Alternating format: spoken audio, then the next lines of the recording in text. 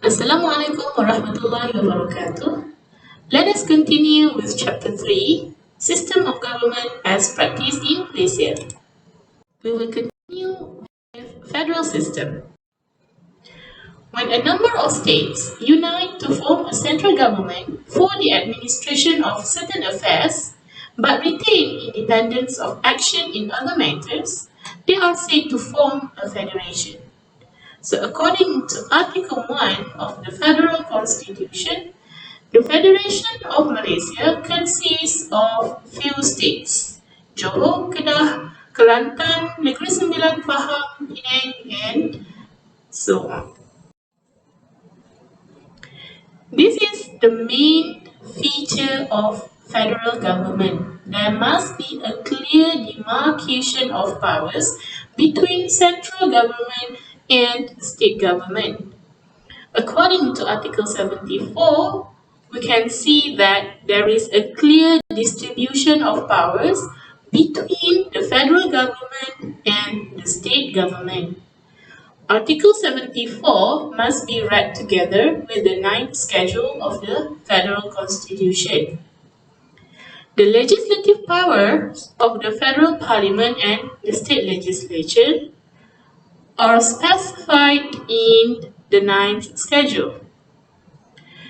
The Federal List, containing 27 paragraphs, covers most of the important matters such as external affairs, defense, internal security, citizenship, finance, and so on.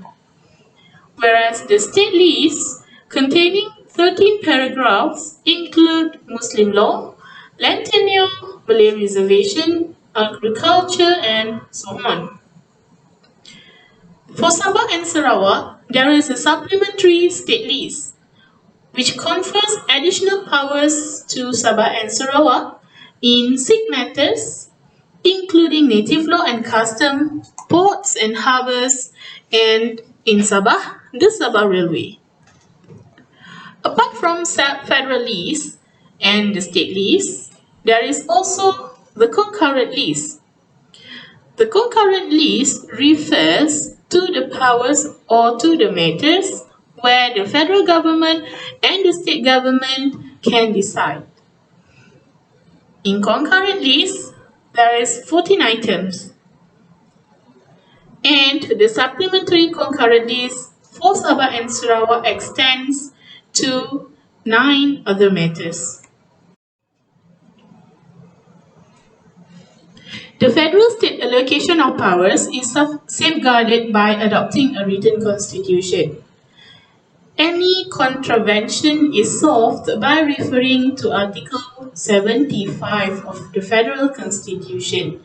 So if we look at Article 75, it says that if any state law is inconsistent with a federal law, the federal law shall prevail, and the state law shall, to the extent of the inconsistency, be void.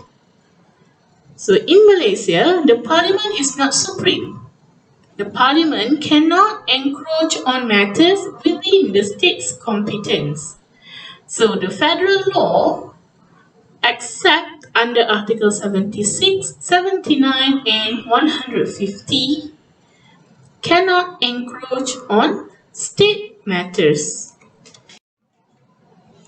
However, there are 3 situations where federal government or the parliament can make law on matters within the jurisdiction of the states.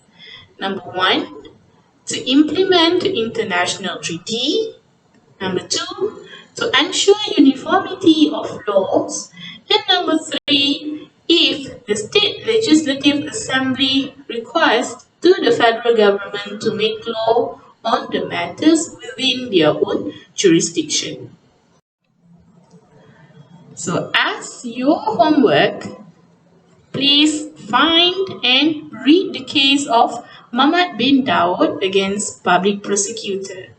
This case will illustrate what happened when federal law is inconsistent with state law. That will be all. Thank you and Assalamualaikum warahmatullahi wabarakatuh.